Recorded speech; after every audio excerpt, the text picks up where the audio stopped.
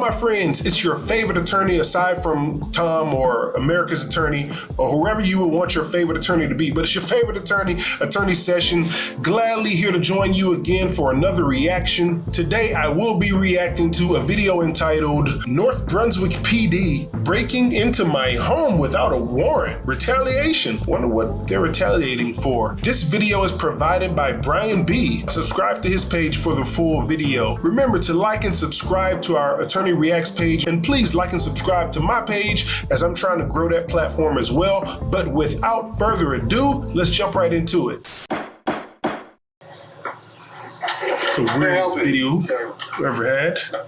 Can I help you? Yeah. Everything all right? Everything's fine? Call. From here? Yeah. Are you the only one home? No. Who else is home with you? My girlfriend, my roommate.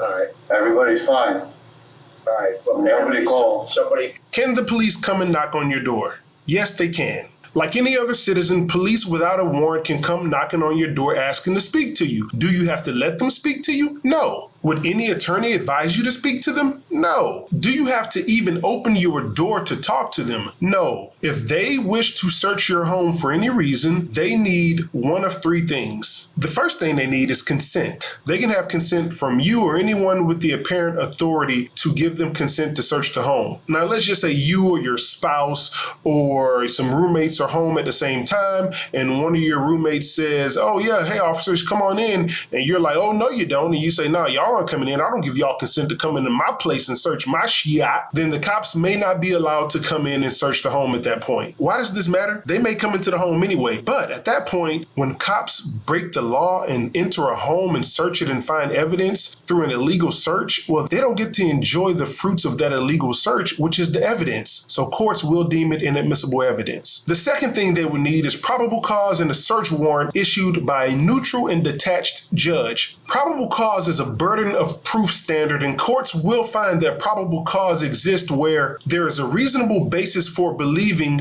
that a crime capable of arrest may have been committed, or where evidence of the crime is in the place to be searched. Now, the cops would need to present reasonable, articulable facts to a judge in order for the judge to issue this search warrant. So pretty much it'll take them a little time. The third thing is they need probable cause, but what if they don't have a search warrant? Well, they need probable cause and a warrantless exception to be able to search your place without a warrant. If the police have probable cause and don't have a warrant to search your home, they're gonna need an exigent circumstance. Exigent circumstances are defined as circumstances that will cause a reasonable person to believe that the entry of a private space or other relevant action that they're applying was relevant to prevent physical harm to the officers or another person's, the destruction of relevant evidence, the escape of a suspect, or some other consequence that would improperly frustrate the cops' efforts, the cops' legitimate efforts. Let's see if the cops have any one of these before they enter the home, but judging by the title, they probably don't. They called and they said, they came back to this address and it said, they told us there was yelling or something in the background initially, but they hung up and they haven't been able to get in touch with everyone since. So Nobody called. Everybody's fine. all right, can we talk to them real quick? No. No, we need to. Well, you're not. The cops kind of seem unsure on who called them. First, they were like, I think they said something about a neighbor. Then they said somebody from the house. And they think it came back to this address. So they seem confused on who they got a call from. That's worth noting. We need to. It's not going to happen. You don't understand how this works. We got a 911 call from this address. Nobody called 911. How do I know that? Bro, do I have to prove something to you right now? He said, how do I know that? Damn. Yes, we have to speak with everyone who lives here to make sure they didn't call 911. As soon as we speak with everyone, we confirm everything's fine, we leave. That's it, man. We just make sure everything's fine. What's your name and badge number? Macmillan 182. Name and badge number? Right there? Is that what you told me? Can't see through that. What's such a problem? Because you're over here shining a flashlight in my apartment. You're over here shining a flashlight. Let me finish what I was saying. Into my apartment. I mean, you're taking care of Christmas gifts, watching the UFC fight. You guys come over here banging like a bunch of animals. Look at this guy's face, and why does he keep doing this thing with his eyebrows? Yeah. No one called 911, and you're giving me a hard time. You're still shining a flashlight at me. Turn your flashlight off. You want me? Turn your flashlight off. You're not understanding how this works. Have a nice night, guys. No.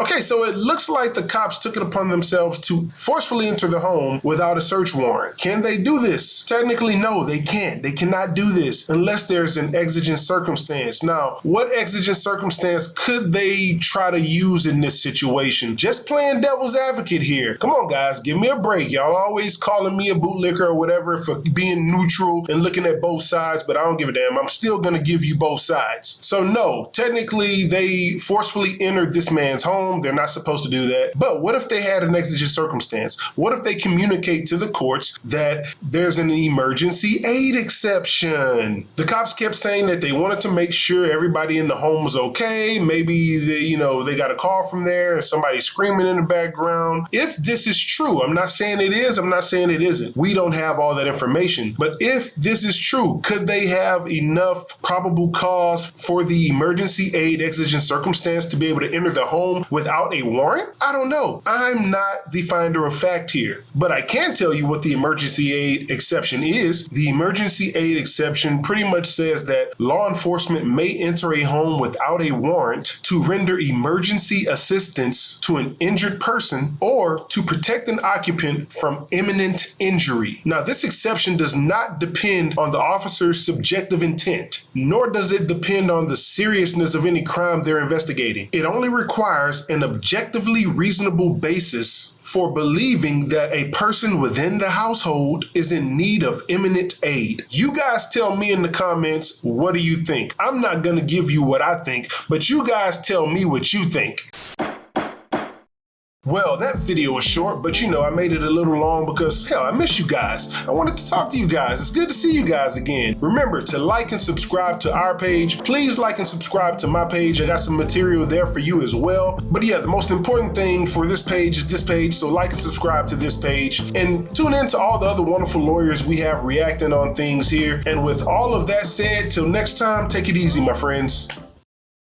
Big verdict.